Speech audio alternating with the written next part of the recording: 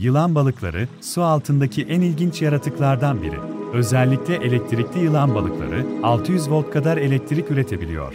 Bir elektrikli sandalyenin şok gücüne eşdeğer. Bu balıklar, avlarını sersemletmek veya düşmanlarını uzak tutmak için bu yüksek voltajı kullanıyor.